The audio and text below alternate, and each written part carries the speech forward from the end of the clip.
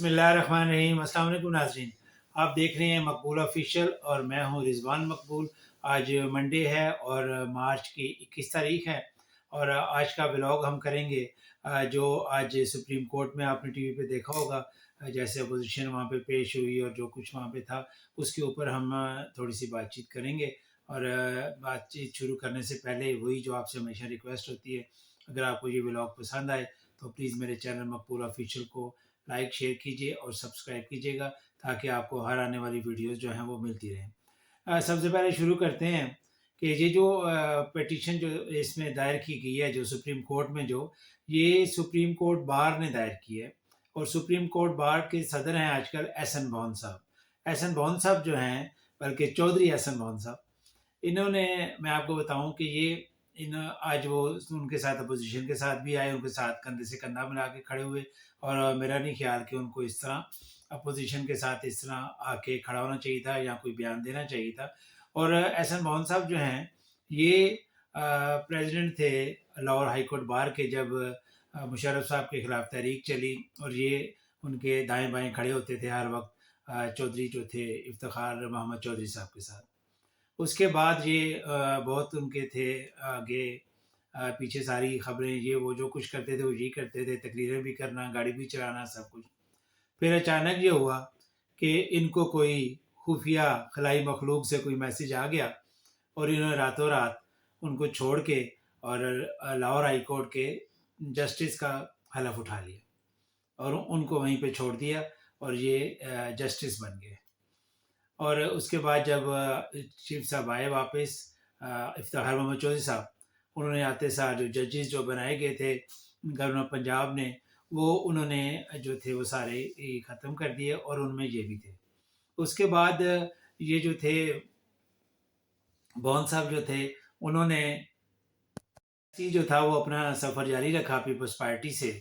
और उसके बाद अब जो है, जो आपको, जैसे आप जानते हैं कि सुप्रीम कोर्ट बार का जो सदर है वो 1 साल के लिए मुंतखब होता है और हर सूबे से बारी बारी जो है वो इलेक्ट होते हैं। इस दफ़ा जो वो पंजाब की बारी थी और इसके लिए जो है वो ऐलान किया साबिक गवर्नर पंजाब जो है वो लतीफ़ खोसा साहब ने, पीपल्स पार्टी के थे, लेकिन उनका जो ग्रुप था वो हामिद खान ग्रुप कहलाता है। 2 ग्रुप हैं सुप्रीम कोर्ट में जो इलेक्शन लड़ते हैं, एक आसमा जिलानी मरहूमा का ग्रुप था और एक हामिद खान साहब जो पीटीआई के कभी थे, पीटीआई के साथ थे, अब शायद नहीं। तो ये उनकी तरफ से उन्होंने ऐलान किया और इन्होंने भी ऐलान कर दिया इलेक्शन लड़ने का। अब ज़ाहिर है पार्टी ने तो किसी एक को सपोर्ट करनी थी और पीपल्स पार्टी ने जो है वो खोसा साहब को सपोर्ट किया और कहा कि खोसा साहब हमारे उम्मीदवार होंगे। और इसमें ये हामिद खान ग्रुप की तरफ से ये भवन साहब जो हैं, ये आसमा जिलानी ग्रुप में चले गए, जिनमें उनको पता था कि इसमें जो है वो ज़्यादा बैकअप जो है वो मुस्लिम लीग नून और ऐसी जमातों का है। ये वहाँ पे गए, इन्होंने वहाँ से इलेक्शन लड़ा और सुप्रीम कोर्ट की तारीख में सबसे ज़्यादा वोटों से फ़तह हासिल की, यानी तकरीबन कोई 600 वोटों से इन्होंने फ़तह हासिल की। उसकी शायद वजह ये भी थी कि लोगों को उनके उम्मीदवार पसंद नहीं थे खोसा साहब, क्योंकि खोसा साहब इससे पहले भी सुप्रीम कोर्ट बार के सदर रह चुके हैं और खोसा साहब जो थे वो बुरी तरह इनसे शिकस्त खा गए।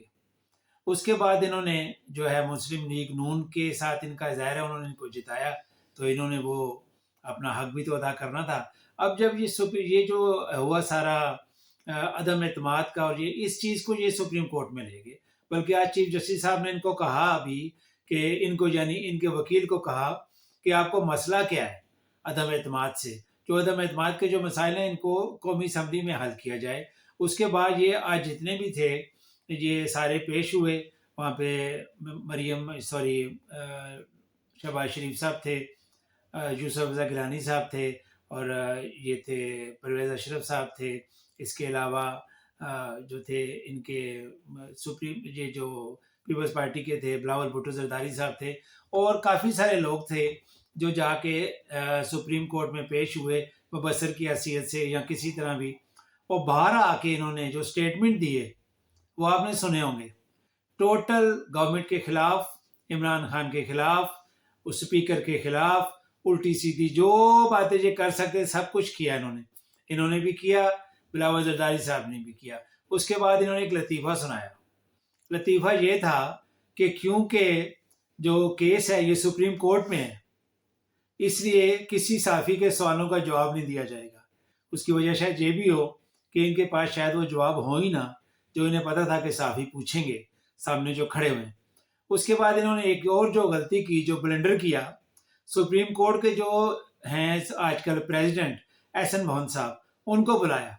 उन्होंने भी ऐसी स्टेटमेंट हुकूमत के खिलाफ और जो कुछ आप सुन लें, आप गूगल करके देख लें, सारी चीज़ें उन्होंने बयान की। और उसके बाद उन्होंने भी यही कहा कि ये केस सुप्रीम कोर्ट में, हम इसमें और कोई बात नहीं कर सकते।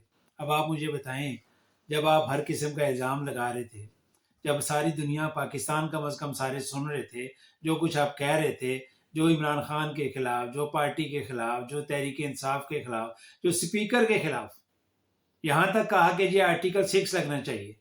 और उसके ऊपर क्योंकि उन्होंने इजलास जो है वो अब 14 दिन के अंदर बुलाना था। भाई इजलास बुलाना था, जहाँ तक मुझे समझ है, जो मैंने पढ़ा है, जो देखा है, इजलास बुलाने के पाबंद हैं, इजलास कंडक्ट करने के पाबंद नहीं है शायद। ये तो आपको कोई कानूनदान ही बता सकता है। तो इजलास तो उन्होंने 14 दिन का, उन्होंने तो 12 दिन में बुला लिया। अब 25 तारीख को शायद इसलिए दिया कि उस वक्त तक ये OIC भी ख़त्म हो जाएगी, सब कुछ हो जाएगा, तो उसके बाद जो है वो इजलास, जहाँ तक मुझे इसकी समझ आती, इसलिए ये किया जाएगा। मैं जो आपसे बात करना चाहता हूँ, एक तो ये है कि एहसन बहुत साहब को बैसियत सुप्रीम कोर्ट बार के सदर के आके शहबाज शरीफ साहब के साथ या बिलावल साहब के साथ खड़ा नहीं होना चाहिए था, स्टेटमेंट नहीं देनी चाहिए थी। आप तो सुप्रीम कोर्ट बाहर के, आप तो कानूनदान हैं, आपको तो पता है कानून क्या है और किसके साथ आपने चलना है। आपको तो बिल्कुल न्यूट्रल होना चाहिए, किसी पार्टी के साथ नहीं होना चाहिए। आपको एक आपने पेश कर दी और आपको सुप्रीम कोर्ट साहब ने, चीफ जस्टिस साहब ने यहाँ तक कह दिया कि आपको मसला क्या है इसके साथ। बाकी जहाँ तक जो हुकूमत ने आज उसमें जो किया है, दायर किया है रेफरेंस, उसमें कुछ चीज़ें पूछी गई हैं कि 63 जो है ए, ये सदर साहब ने सुप्रीम कोर्ट से ये नहीं कहा कि इसको लागू कर दें, उन्होंने कहा कि मुझे इसमें आप गाइड करें कि जो नायल होगा वो सारा ज़िंदगी के लिए होगा या कुछ अरसे के लिए होगा या किस तरह होगा। अब आप मुझे बताएं, एक बंदा जैसे ये कह रहे हैं, मेरे पास तो कोई प्रूफ नहीं है, 18-20 करोड़ रुपया जिसने लिया है वो वोट देगा, उसके बाद वो जब दूसरी पार्टी में जाएगा, उसको टिकट मिलेगा, वो फिर कौमी असम्बली में आ जाएगा। तो ये किधर गया सारा जो इनका बयानिया है कि जी हम इसके हॉर्स ट्रेडिंग के खिलाफ हैं। ये तो आप हॉर्स ट्रेडिंग को खुद दावत दे रहे हैं।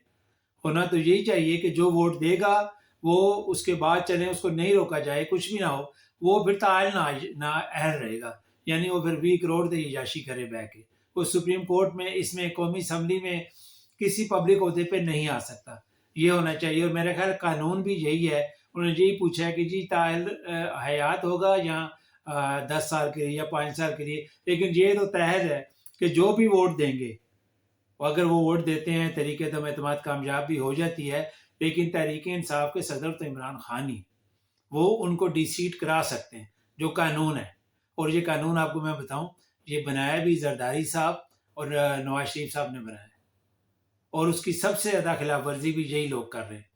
और उसको जो है इस तरह ये खरीदो फरोख्त जो हो रही है। एक और चीज़ जो उन्होंने चीफ जस्टिस साहब ने कही आज, ये जो पेटिशनर थे सुप्रीम कोर्ट जो बार एसोसिएशन के, आप लोग ये तो कह रहे हैं कि सिंध पे उस पर हमला हुआ, सिंध हाउस पे, उसके अंदर जो हो रहा था उसके ऊपर बात करते हुए आपको क्यों खौफ आ रहा है कि जो कुछ अंदर हो रहा था, अगर सब कुछ सही हो रहा था तो ये टीवी पे सब कुछ आया, तो वहाँ से क्यों सारे गायब हो गए? क्यों पुलिस वापस चली गई सारी सिंध में?